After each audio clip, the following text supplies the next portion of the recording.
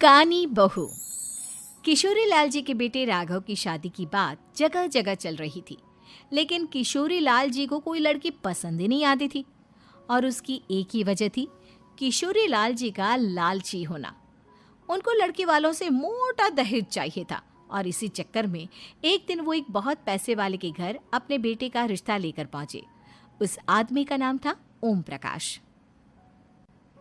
देखिए किशोरी लाल जी, मेरी एक ही बेटी है और मेरी सारी संपत्ति जायदाद सब कुछ मेरी बेटी नैना का ही है। पापा, नाम से लगता है बहुत खूबसूरत होगी। कितना अच्छा नाम है ना, नैना।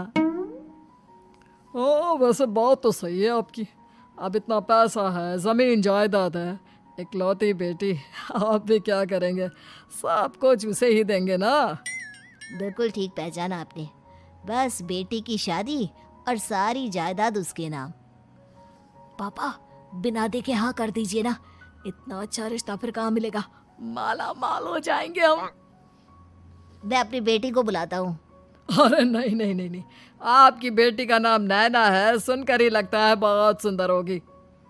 रहने दीजिए अंकल, मैं तो आपकी बेटी के नाम से ही इतना खुश हो गया हूँ कि उसे बिना देखे शादी करने को तैयार हूँ। अब तो मैं उसका चेहरा सीधे शादी के बाद ही देखूंगा। और इस तरह राघव नैना का चेहरा नहीं देखता और उससे शादी कर लेता है। शादी के बाद अपनी सुहाग रात पर जब राघव नैना का घूंघट उठाकर देखता है तो नैना की आंखें बंद थी। कितनी खूबसूरत हो तुम नैना, जरा अपनी आंखें खोलकर मेरी तरफ देखो तो सही। नहीं, मुझे शर्म आती है। अरे, मैंने तुम्हें शादी से पहले भी नहीं देखा, और अब अगर तुम आंखें खोलकर मुझे देखोगी भी नहीं तो मुझे अच्छा कैसे लगेगा?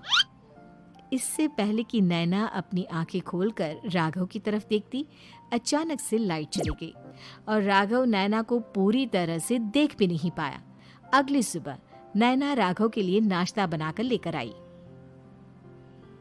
अरे ये क्या, आधा पराठा सीका हुआ है और आधा बिल्कुल कच्चा। ये तुमने क्या किया नैना?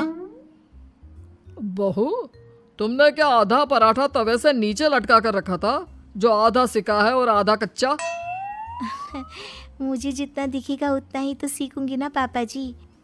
जहाँ जहाँ मुझे नजर आ रहा था वहाँ मैंने सीख लिया, जहाँ जहाँ नहीं दिखा वहाँ कच्चा रह गया होगा। इसका क्या मतलब है? ये कैसा मजाक कर रही है तुम? अरे बहू, तुमने इतना लंबा घूंघट क्यों लगाया हुआ है? देखो, हमारे घर में बहुओं को बेटी की तरह रखा जाता है, और फिर तुम तो इतना सारा माल लेकर आई हो। देखो, ये घूंघट डालकर रखने की कोई ज़रूरत नहीं है। हाँ नैना, पापा जी ठीक कह रहे हैं, तुम तो आराम से रहो, अपना ही घर समझो। नैना अचानक से अपना घूंघट उठा लेती है। अरे ये क्या पापा, नैना की तो एक आंख फूटी हुई है। नाम से नैना, लेकिन ये तो कानी बहू निकली। मेरे साथ धोखा हुआ है, धोखा। बिना दिखाए अपनी कानी लड़की मेरे संग ब्याह दी। मुझे कानी बीवी नहीं चाहिए। मुझे अभी ओम प्रकाश जी से बात करनी पड़ेगी। आखिर उन्होंने मेरे साथ ऐसा किया क्यों? अरे, आप लोगों ने ही तो पापा से कहा था कि आप लोग शादी से पहले मुझे देखना नहीं चाहते। अब मेरे पापा पर क्यों इल्जाम लगा रहे हैं? अरे लेकिन उन्हें बताना तो चाहिए था ना कि तुम कानी हो, एक आंख से तुम्हें दिखाई नहीं देता। किशोरी लाल और राघव नाराज होकर ओम प्रकाश को अपने घर बुलाते हैं। पापा जी, ये आपने क्या किया? शादी से पहले बताया क्यों नहीं कि नैना की आंखों में परेशानी है? अरे, आप ही ने तो लड़की देखने से मना कर दिया था। अरे लेकिन आप बता तो सकते थे। आपको तो हमारी बेटी की प्रॉपर्टी चाहिए थी, वो भी पूरी की पूरी। अब क्या हुआ अगर उसे आधा दिखाई देता है? प्रॉपर्टी तो आपको पूरी मिल गई ना। अरे ये क्या बात हुई? मेरी शादी प्रॉपर्टी से नहीं, आपकी बेटी से हुई है। अब ये तो पहले सोचना चाहिए था, तब तो मेरी प्रॉपर्टी देखकर तुम्हारी जुबान लप लपा रही थी। लेकिन मैं कानी लड़की को अपनी बीवी बनाकर नहीं रख सकता। पापा, कुछ करिए ना आप। हाँ, करता हूँ। देखिए ओम प्रकाश जी, आप हमारे साथ ऐसा नहीं कर सकते। और तुम देखो, अगर तुमने मेरी बेटी से शादी तोड़ी ना, तो जो भी प्रॉपर्टी मैंने तुम्हें दी है वो तो पूरी की पूरी वापस ले ही लूँगा, और आधी प्रॉपर्टी तुम्हारी भी लूँगा। अरे मेरी आधी प्रॉपर्टी भला क्यों लेंगे आप?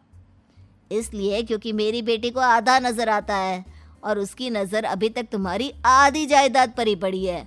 अब तुम उसे घर से निकालोगे तो कुछ तो लेकर जाएगी ना। और अगर हम आपकी बेटी को अपने घर की बहू बना कर रखे तो?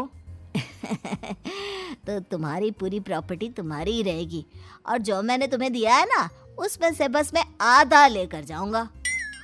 अरे लेकिन अब आप अपनी दी हुई प्रॉपर्टी में से आधी वापस क्यों लेकर जाएंगे? अगर मैं आपकी बेटी को अपनी पत्नी बनाकर रखने को तैयार हूं तो? इसलिए ताकि भविष्य में अगर तुम मेरी बेटी को धोखा दो तो उसके पास कुछ तो रहे जो पति का हो। वैसे मेरे पास तो बहुत कुछ है, लेकिन अपने पति की कोई निशानी तो उसके पास होनी चाहिए ना। अब अगर तुमने मेरी बेटी को कानी कहा तो तुम्हें प्रॉपर्टी भी कानी ही मिलेगी, पूरी नहीं। जमाए राजा। किशोरी लाल और राघव समझ चुके थे कि वो बुरी तरह फंस चुके हैं और अब उनके पास वहां से निकलने का कोई चारा नहीं है। अब समझ में आया ना, लालच बुरी बला होती है। एक तो तुम्हें प्रॉपर्टी मिली, ऊपर से बीवी मिली, उसमें तुम्हें नखरे भी दिखाने हैं। आए बड़े, चुपचाप बैठो दोनों। कुछ दिनों के बाद नैना राघव की कार लेकर बाजार घूमने निकलती है और जब कार लेकर वापस आती है, ये क्या? एक तरफ से मेरी गाड़ी पूरी खराब हो चुकी है। लगता है तुमने मेरी गाड़ी को किसी दूसरी गाड़ी के साथ एक्सीडेंट किया है। अरे अरे कितना बड़ा नुकसान कर दिया तुमने बहू। वो क्या है ना पापा जी, मुझे एक आंख से दिखाई नहीं दे रहा था, सामने से गाड़ी आ रही थी। मुझे तो सिर्फ आधा ही दिखाई दिया और वो गाड़ी मेरी कार से रगड़ते हुए निकल गई। अब मैं क्या करूं बताओ? आप इसे ठीक कराने के पैसे कौन देगा? तुम्हारे पापा। तुमने मुझसे इस तरह से बात की? अभी रुको। नैना राघव की शिकायत ओम प्रकाश को कर देती है।